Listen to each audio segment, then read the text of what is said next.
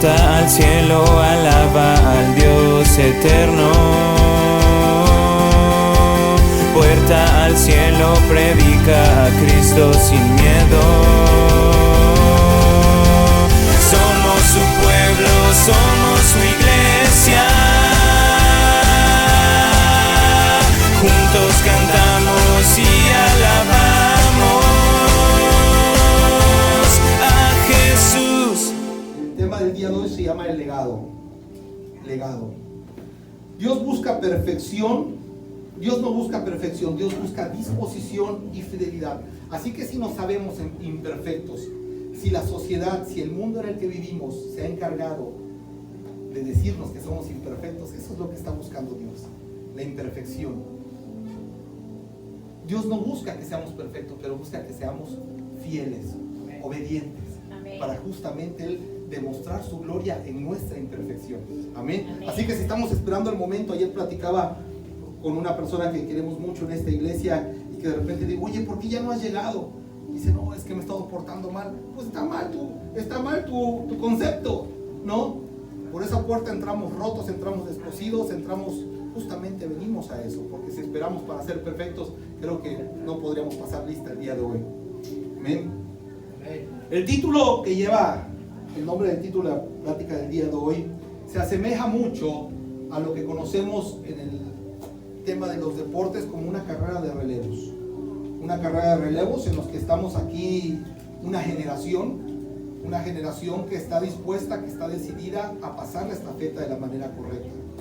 Pero vamos a ver a lo largo de la plática, decíamos entre yo que esto va a ser una ida a un restaurante con 4 tiempos, ¿no? Desde la entrada, un platillo suave, luego un platillo fuerte y el postre. No se vayan hasta el postre. Si de repente sienten que antes del postre se quieren ir a antes de ir al helado, no te vayas hasta el postre. No te vayas, el postre está bueno. A lo largo del tema del día de hoy voy a mencionar varias veces el tema temor de Dios. Y el tema temor de Dios es un tema porque como va antepuesto a Dios la parte temor, de repente nuestro cerebro y el enemigo se ha encargado de meternos en la cabeza que temor es miedo, es susto, quieres estar lejos de las cosas que te causan temor. El enemigo nos ha metido, pero el temor de Dios, fíjese, yo busqué la definición y en hebreo es yaré, que es venerar, reverenciar, respetar con sumo grado a alguien, porque la definición no incluye a Dios, incluye a alguien que por su santidad, dignidad o grandes virtudes es digno de esta honra. Es rendirle honor a quien lo merece. Y ya hablando espiritualmente, es una de las manifestaciones del Espíritu Santo en nuestras vidas. Es imposible que nosotros tengamos temor de Dios si no lo amamos, pero también no lo podemos amar si no lo tememos. El amor y el temor, cuando se trata de Dios, van de la mano. Tenemos que luchar porque en esta generación se recobre el temor de Dios. Un temor que se ha ido diluyendo, se ha ido dejando atrás y solamente de repente las nuevas generaciones no se han ido enterando de las cuestiones que han pasado en la historia. Porque es muy distinto. Napoleón decía, una cultura que no conoce su historia está condenada a repetirla. El día de hoy vamos a ser abiertos nuestros ojos para que las historias que vamos a ver el día de hoy aquí no se repitan en nuestra generación, que es una generación en la que podamos transmitir el mensaje correctamente. Amén. Dice Salmos, para reforzar el tema del temor de Dios, Salmo 25:14, dice, la comunión íntima de Jehová es con los que le temen. Miren nada más, como dice el pastor, con esto podríamos dar por terminado.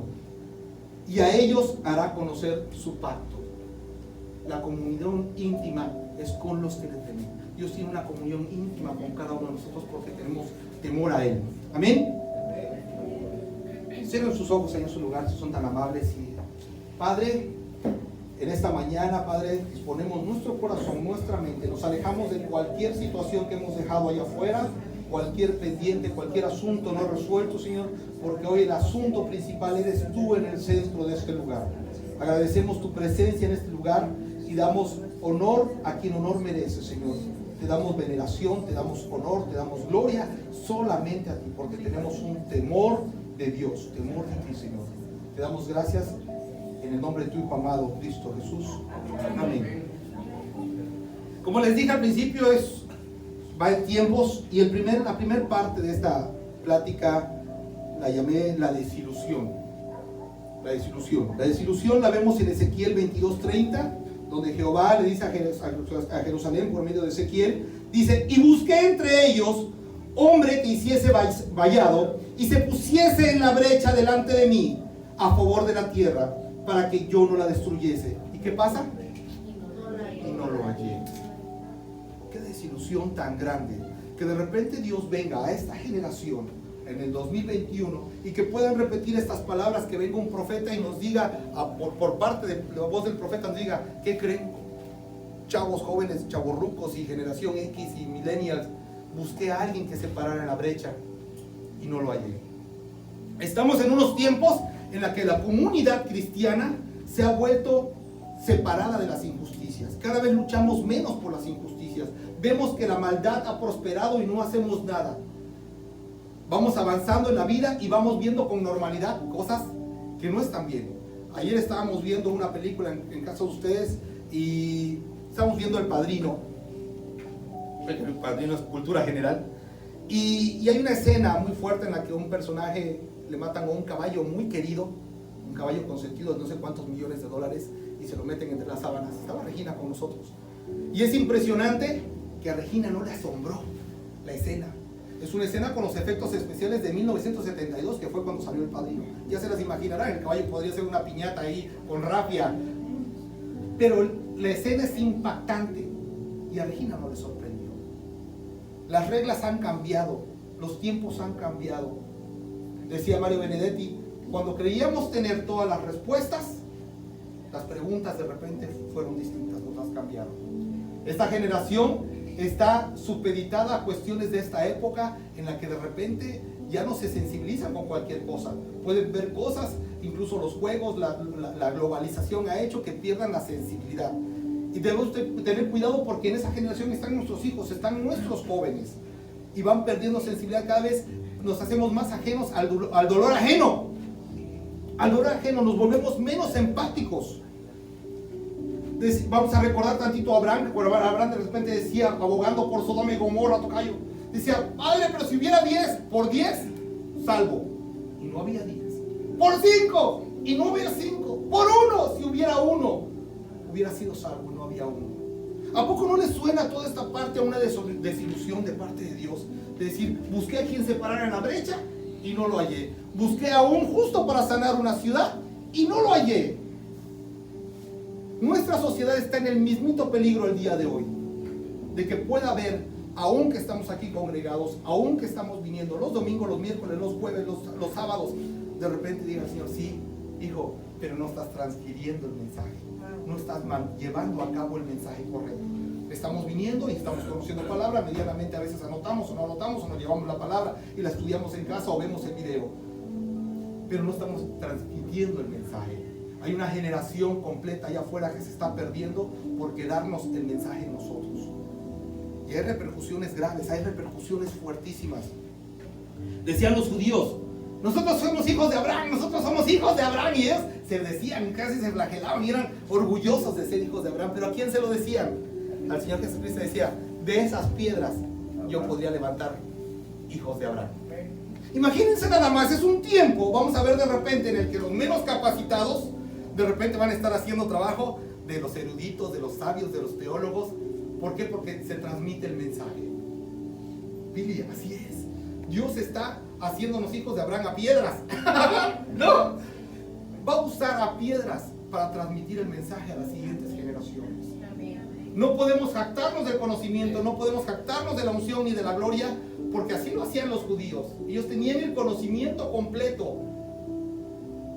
Y de repente dijo: de las piedras podría ser hijos de Abraham. Así que no te me creas mucho, ¿no? Casi. A ver, ven. En serio. Yo creo que tenemos que preocuparnos, porque estos hijos de Abraham, estos judíos, al contrario, criticaban. Hablábamos en la prédica pasada, que me tocó la oportunidad de estar aquí, el espíritu de Caín, ¿no? Que critica al que da que da medio, o sea, que más da medio y aparte critica al que da. Pues algo muy parecido con los judíos. Tenemos gente referente a lo largo de la historia como Daniel, que no compartió, tenía un espíritu diferente, no convivió de la mesa del rey que le ponían enfrente, no cambió su dieta por lo que le ponían enfrente. A lo largo de la historia también vemos referentes que ha transmitido el mensaje, por algo estamos sentados aquí. Hay gente como Daniel que ha transmitido ese mensaje y decimos, sí se puede no convivir de la mesa del rey que te pone adereza mesa delante de ti para que caigas, ¿no? Y de repente si no me conviene, todo me es lícito, más no todo me conviene. Fíjense nada más, Números 14:24. Aquí viene donde empieza a levantar esta situación. Números 14:24 dice Jehová, dice, pero mi siervo, ¿quién? Caleb, por cuanto hubo en él otro espíritu, así un espíritu diferente, superior como el que estuvo en Daniel, y decidió ir en pos de mí, yo lo meteré en la tierra donde entró, y su descendencia tendrá la posesión. Necesitamos en esta generación jóvenes, adultos, que nos levantemos donde los demás ven gigantes, nosotros podamos ver la oportunidad de colonizar, de evangelizar, de compartir. Donde los demás ven de repente, es que nos van a comer, Caleb, ¿cómo crees que vamos a entrar ahí? Si las uvas son de este tamaño, imagínate los gigantes. Ya tenemos una promesa de que la tierra va a ser nuestra. Amén. ¿Por qué tener temor? Entonces la promesa ahí a Caleb dice, tu descendencia la tendrá en posesión. Ahora, no está sujeto a nuestras capacidades. Porque si nos ponemos a ver realmente, si hacemos un escándalo, de repente dices, Padre, ¿y yo quién soy para poderte servir? Caleb pudo haber dicho, chaparrito, chiquito, las medidas que haya tenido contra gigantes. ¿Fue su capacidad? ¿Fue su destreza en la guerra? Probablemente no, porque de donde venían no eran entrenados para la guerra, porque si no se hubiera hecho un levantamiento subversivo contra los egipcios. Probablemente no. Eran gente de fe. Caleb tuvo fe en que había una promesa para él de la tierra, que la iban a poseer. Entonces, ¿qué es lo que tenemos que hacer como esta generación? Creerle que no es en nuestras fuerzas, no es en nuestras capacidades. Fíjense nada más. Jueces 2:7 al 10. Un espíritu diferente habrá que esta nueva generación sea mejor, en donde ya no haya escasez, donde no haya adulterio, donde no haya historias en nuestras familias de divorcios pasados. Poco a poco tenemos que ir migrando a una generación de gente que pueda haber escuchado el Dios de sus padres. Miren lo que dice Jueces. Dice, Samuel escribe al pueblo de Israel. Dice, y el pueblo había servido a Jehová por medio todo el tiempo de Josué y todo el tiempo de los ancianos que sobrevivieron a Josué, los cuales habían visto todas las grandes obras de Jehová. ¿Hemos visto las obras de Jehová en nuestra vida? Amén. Bueno, aguas entonces. ¿Qué él había hecho por Israel? Pero murió Josué, hijo de Nun, siervo de Jehová, siendo de 110 años. Y lo sepultaron en su heredad en Timat Será. Aquí me llama la atención algo. Fue sepultado en una tierra que fue heredada. Probablemente nuestra herencia la tengamos al momento de la muerte, pero es muy distinto tener la herencia a tener un legado. Fíjense nada más, a él lo sepultaron ahí y ahí acabó su historia, en el monte Efraín, al norte del monte Gaz. Y toda aquella generación, esto está tristísimo, también fue reunida a sus padres, y se levantó después de ellos otra generación que no conocía de Jehová, ni la obra que él había hecho por Israel. ¿A poco no está correcto el título de la desilusión?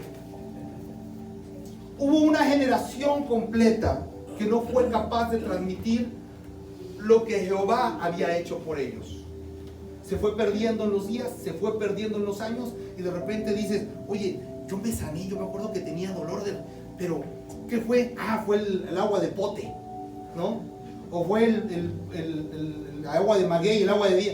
Y nos vamos olvidando de transmitir el mensaje correcto a nuestras generaciones. Hijo, si tú tienes madre o si tú tienes padre el día de hoy, es gracias a que Dios hizo un milagro en mi vida. Dios hizo un milagro en nuestra vida. Si me regalas un poquito agüita, ahí está.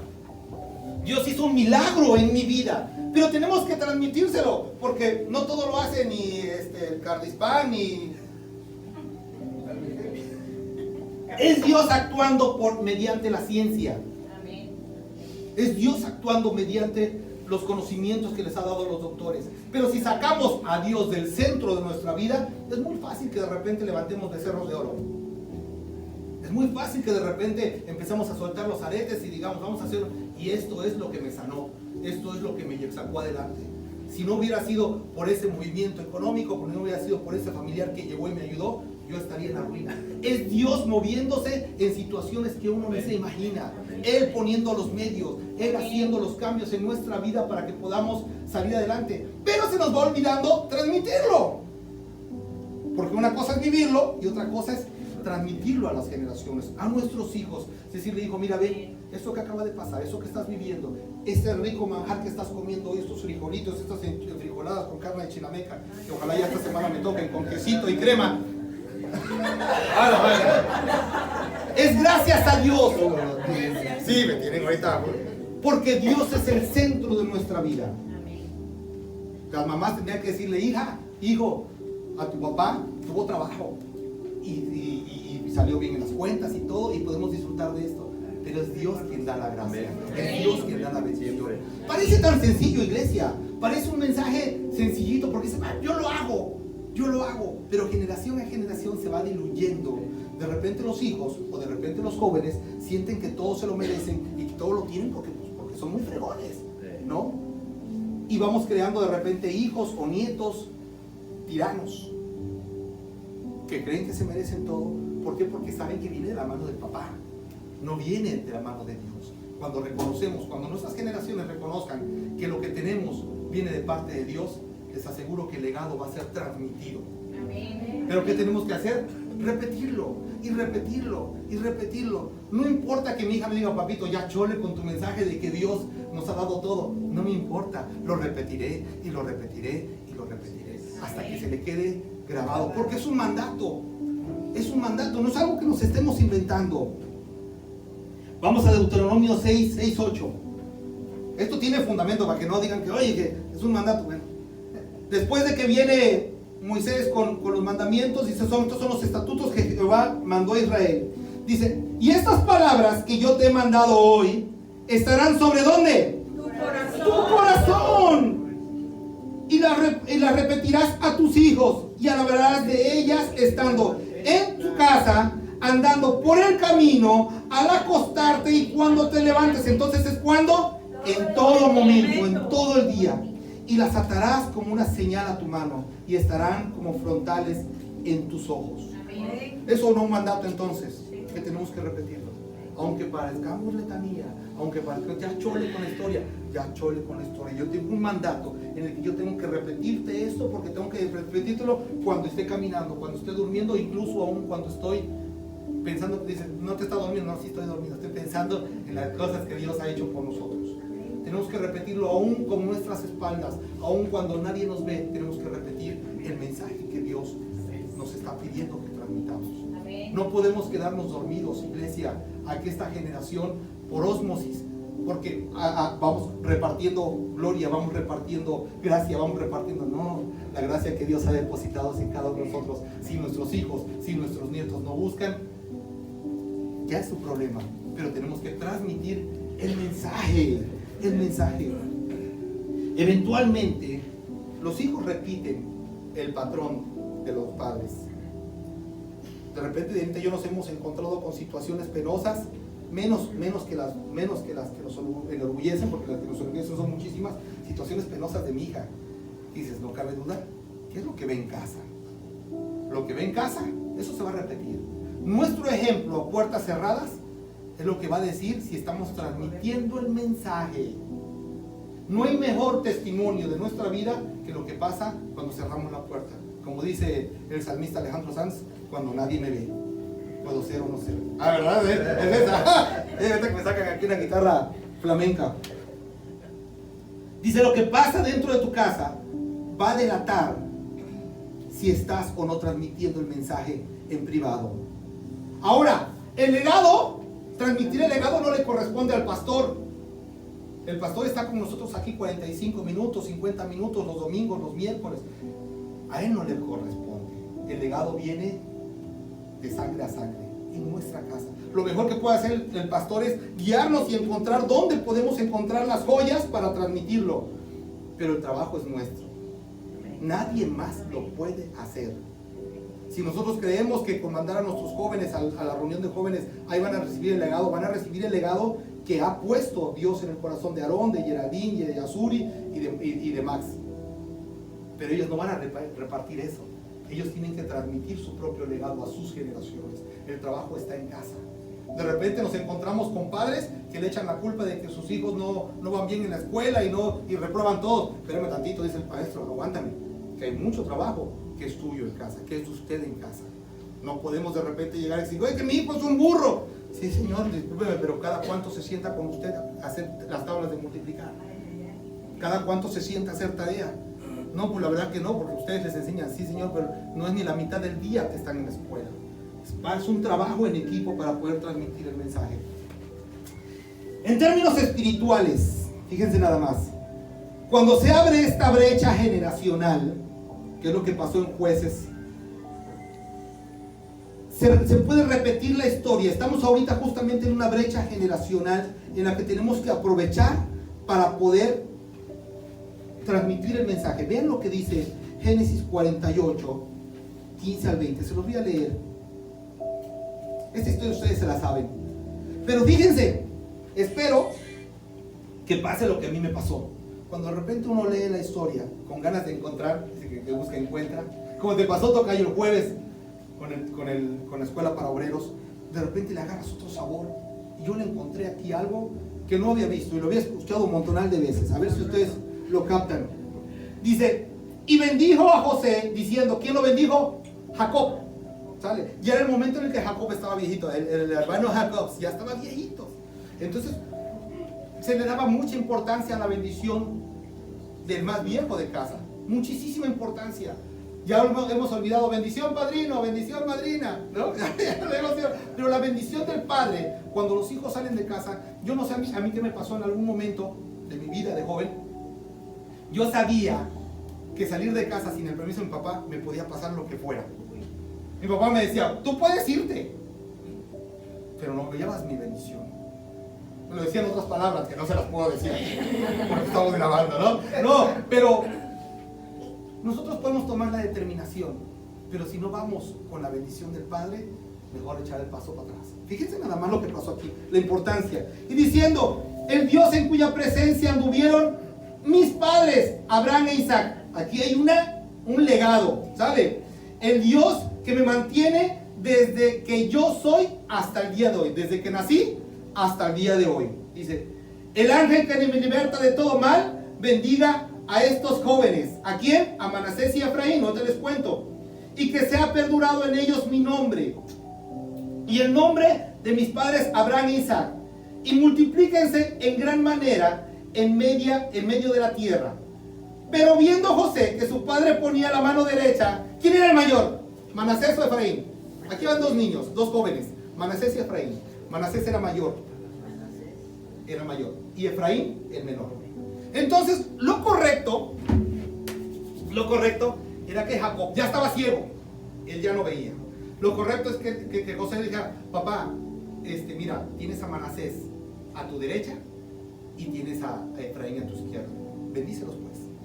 Entonces Jacob, ya viejo, de repente, a ver, nietos, vénganse para acá, hace esto, cruza los brazos. Y Jacob, viendo eso, dice, no, ya mi papá ya está chocheando. Dice, papá, te estás equivocando. Te estoy diciendo que Manasés está a tu derecha y Efraín está a tu izquierda. Y Jacob dice, sí, hijo. Yo no lo había visto. Para mí sería solamente como que parte de la historia. Y José dice a su padre, no es así, padre mío, porque este es el primogénito Manasés, pon tu mano derecha sobre su cabeza. Mas su padre no le hizo caso. Dice, lo sé, hijo mío, lo sé. También de él vendrá a ser un pueblo y será también engrandecido. O sea, no te preocupes por Manasés, a él también le va a ir bien. Pero su hermano menor será más grande que él, y su descendencia formará multitud de naciones. Y los bendijo aquel día diciendo, en ti bendeciré a Israel, diciendo, hágase Dios como en Efraín y como en Manasés. Y puso a Efraín antes de Manasés. Nosotros somos una iglesia pequeña. Nosotros podemos ser de repente la iglesia, ese segmento de la iglesia que dice, ¿qué puede salir de puerta al cielo? O sea, hay iglesias de 200, de 500, con 5 reuniones de 800. ¿Qué puede salir del hermano menor? De repente vemos a nuestro Padre Celestial. Gloria a Dios. Nos saltan los brazos. ¿No? Y los likes. Y de repente la gente estacionada afuera puede decir, ¡hey! ¡Estás mal! A tu mano derecha está Manasés y aquí está Efraín. Y nuestro Padre dice, no, me estoy equivocando, lo estoy haciendo así, porque de aquí vendrán grandes naciones. Es que esto es increíble. Pero eso ya es la estrategia de parte de Dios. Eso es la estrategia de parte de Dios. Si nosotros como pueblo nos hemos olvidado, Él dice, yo no me olvido. Yo no me olvido. ¿Por qué? Porque yo ya te di un mandato. Tienes que transferir, tienes que grabarte eso como un tatuaje en tu corazón y tiene que ir en tus manos y se lo tienes que decir a tus hijos en la mañana, a mediodía, en la tarde, antes de dormir y aún cuando estén dormidos decirle, hijo, lo que tenemos es gracias a Dios. Es gracias a Dios. Transmitir el mensaje correctamente.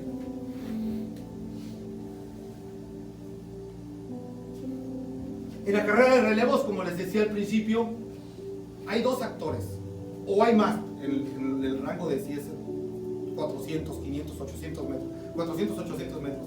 Pero hay 2 actores principales en algún momento de la carrera, que es el que va corriendo con la estafeta y el que va a recibir. Nosotros al día de hoy somos ese corredor que va con la estafeta, que salió de repente, ¡pah! Y empezamos a correr. Y empezamos a venir a la escuela para obreros y venimos los domingos y venimos los miércoles y ahí vamos corriendo, con todas las ganas. Pero está otro actor que es el que va a recibir. Es el grupo de jóvenes, son los niños, es toda esta nueva generación que viene atrás de nosotros empujando con fuerza. Pero ¿saben qué pasa con la segunda personalidad del que va a recibir? El que va a recibir, vean escenas. Yo hubiera querido poner un video de carrera de relevos, pero el que va a recibir empieza a correr antes. El que va a recibir no espera la estafeta de pie, no espera a ver en qué momento los pastores ya dejan y van a dejar a los hijos. No, a ver en qué momento los niños ya suben y predican y bueno, vamos, no, la generación que viene, la generación que está esperando ya corriendo a una velocidad, calculando el que viene atrás. Ahora, imagínense esto. El que está esperando la estafeta no voltea atrás. No voltea atrás. ¿Qué está haciendo? Está confiando en que el que le va a entregar la estafeta se la va a entregar en la mano correcta. Y algo más maravilloso, hay un cruce de manos. Si el corredor saliente viene con la mano derecha, el que va a recibir está esperando con la mano izquierda. ¿Por qué? Porque es un cruce. Si hacen esto, se puede...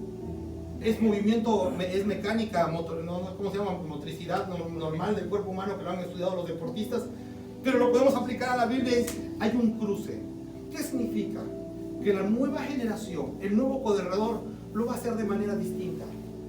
No significa que lo vayan a hacer igual que nosotros y que digan, pastor, es que si no lo hacen de la manera en la que nosotros lo establecimos como vieja generación, ya sea incorrecta.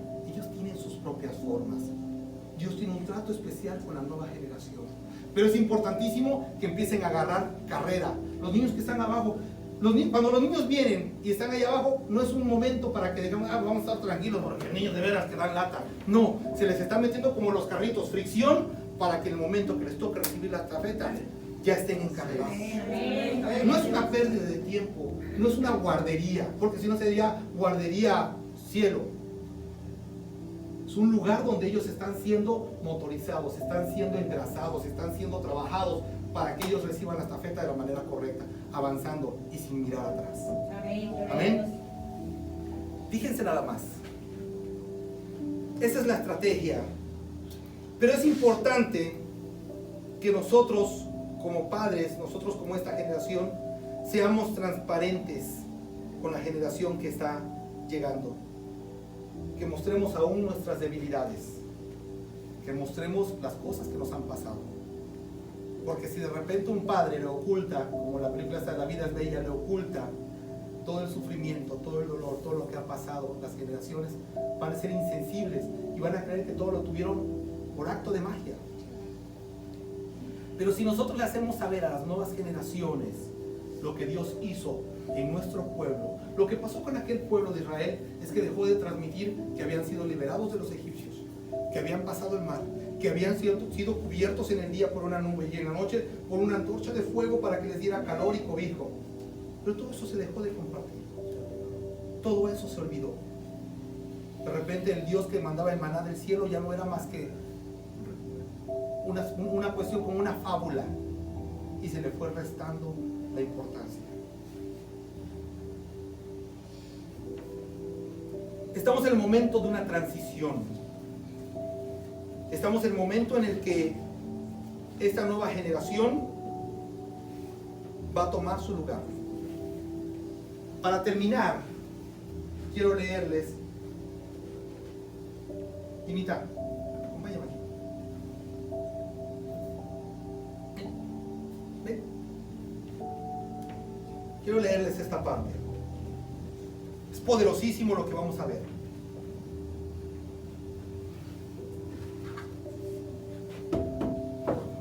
Es poderosísimo. Fíjense nada más lo que pasó aquí.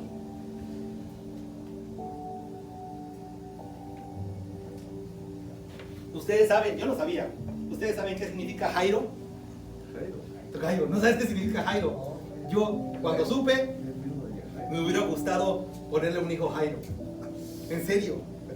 Significa Dios. Siéntate, por favor, para que no se despegue. Dios se quiere lucir. Dios se quiere lucir. Fíjense nada más. Entonces, nos vamos rápidamente a Marcos 5, 21 al 43. Lo hemos leído infinidad de veces y Marcos la describe de una manera bien rica. ¿Se acuerdan de esa mujer que tocó el manto? Sí. La hija de Jairo y la mujer que tocó el manto de Jesús. Ese es el título. Dice, pasando otra vez Jesús en una barca al otro lado de la orilla, se reunió alrededor de una gran multitud que estaba junto al mar. Y vino uno de los principales de la sinagoga, llamado Jairo, llamado Dios se quiere lucir, y luego que lo vio, se postró a sus pies. Fíjense nada más, Jairo se postró a sus pies y le rogaba mucho diciendo, mi hija está agonizando, ven y pon las manos sobre ella para que sea salva y vivirá. ¿Tenía fe o no tenía fe Jairo? Sabía quién se lo estaba diciendo. Fue pues con él y le seguía una gran multitud. Yo quisiera abogar a la imaginación de ustedes, y le apretaban. Esto ustedes ya se lo saben, nada más lo voy a parafrasear. Pero una mujer que desde hace 12 años padecía de flujo de sangre y había sufrido mucho con muchos médicos y gastado todo lo que tenía y nada le había aprovechado, al contrario, le iba peor. Fíjense nada más. Y cuando oyó hablar de Jesús, vino detrás de la multitud y tocó su manto, porque decía, si tocare tan solamente su manto, seré salva. ¿También tenía fe o no tenía fe? Tenía fe. ¿Qué pasa aquí? Ya había habido alguien que había transmitido el mensaje.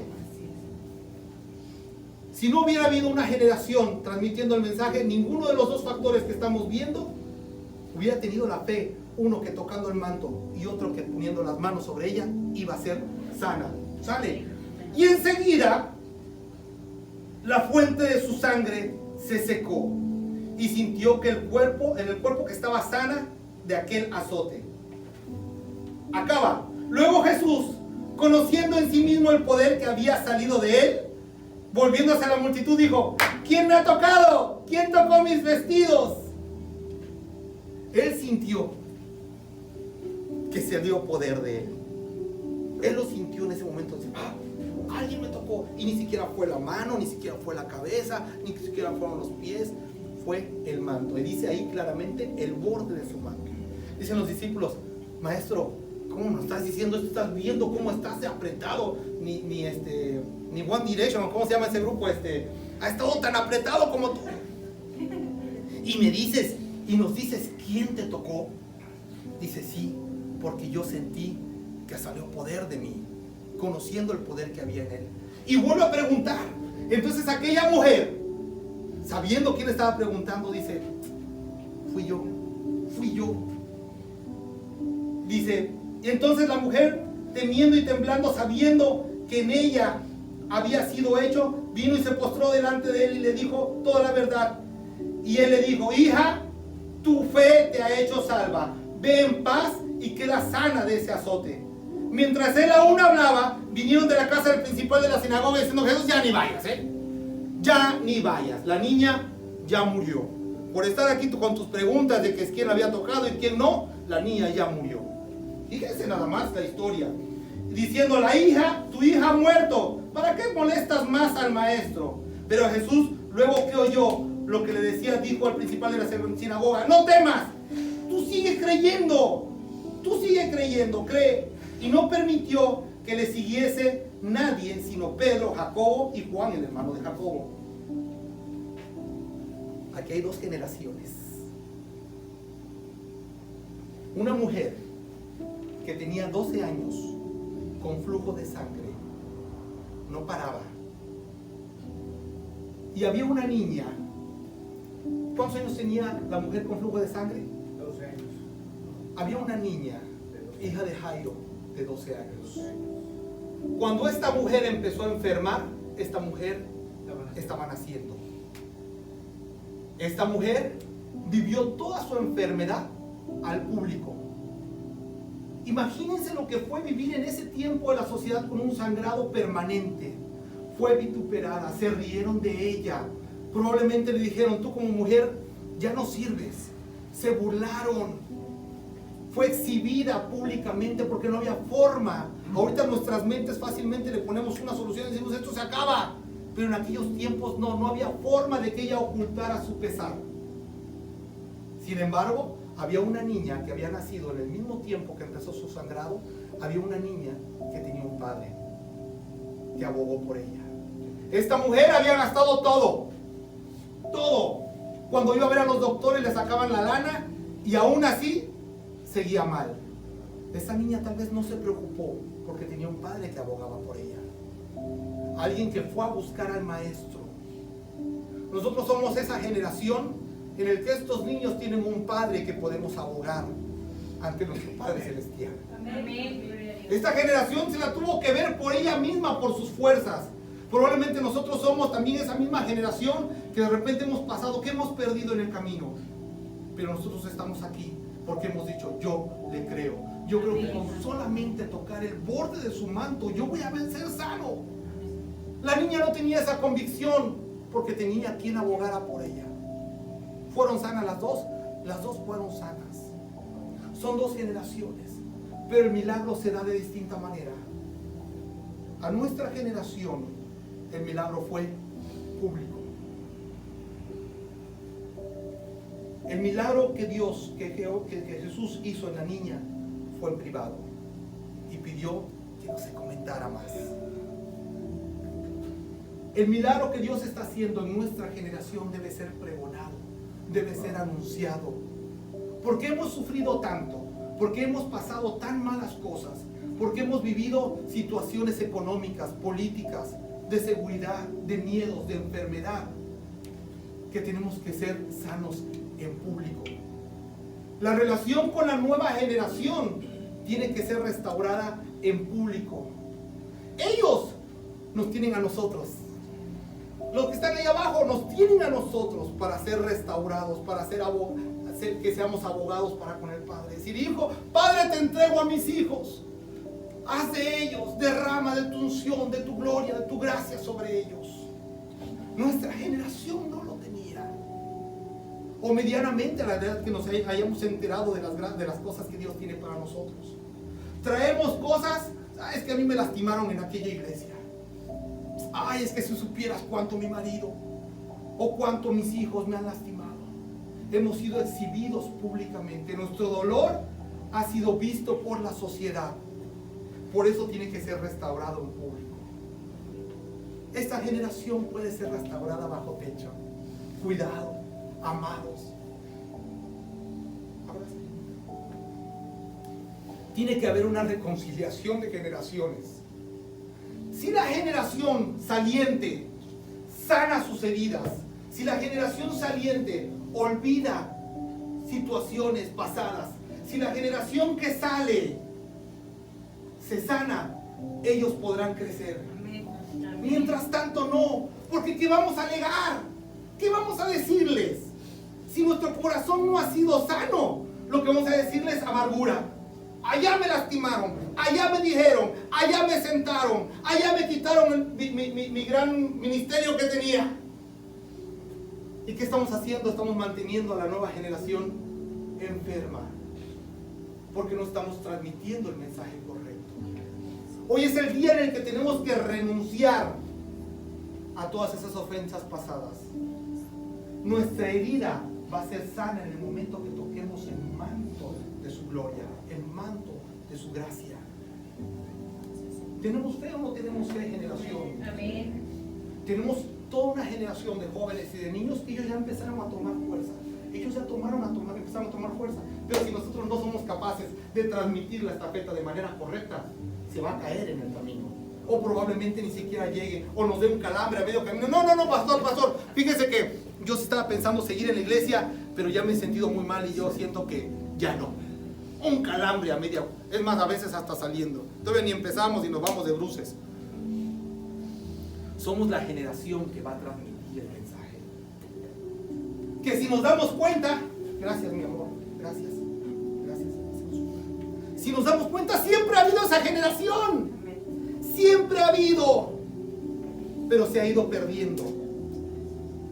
Y es responsabilidad de nosotros que estamos enfrente decirles, no olvidemos nuestra historia. El mismo Dios que liberó a su pueblo es el mismo Dios que tenemos aquí en este momento. Tenemos que sanarnos como generación, tenemos que sanarnos como esa generación que va a transmitir el legado. Si no, lo que vamos a transmitir es enfermedad, dolencias, heridas, principalmente heridas. Veíamos en el taller de matrimonios que de repente no nos volvemos histéricos, sino históricos.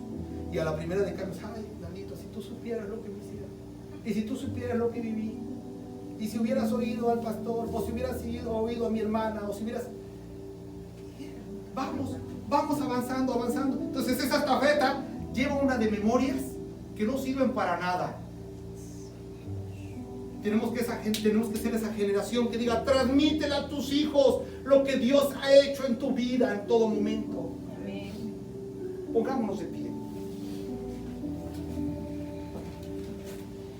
Esta nueva generación tiene un padre, Aarón, Geraldine, Yasuri. Ustedes tienen un padre que intercede por ustedes. La vieja generación tiene que buscar justicia propia. Con nuestros recursos, probablemente tus recursos ya están en cero o en rojos. Dices, ya no tengo más.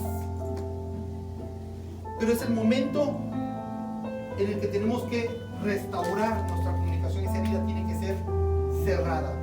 ¿Cómo? Tocando el borde de su mano. Decididos, determinados. ¿Tenemos fe o no tenemos fe? Tenemos fe. Esa mujer se acercó al borde de su manto sabiendo que iba a ser sano. ¿Crees que puede ser sana, Ingrid? Amén. Esa herida tiene que sanar. No podemos seguirla transmitiendo a nuestras siguientes generaciones. Sería una responsabilidad de nosotros. Hacer de nuestras generaciones, hacer de esa niña que sanó de 2 años diciéndole, sí, pero cuando tengas determinada edad vas a tener también flujo de sangre. No, la herida fue cerrada. Somos esa generación que somos sanos tocando el borde de su mano. Canta esto, díselo, tan solo.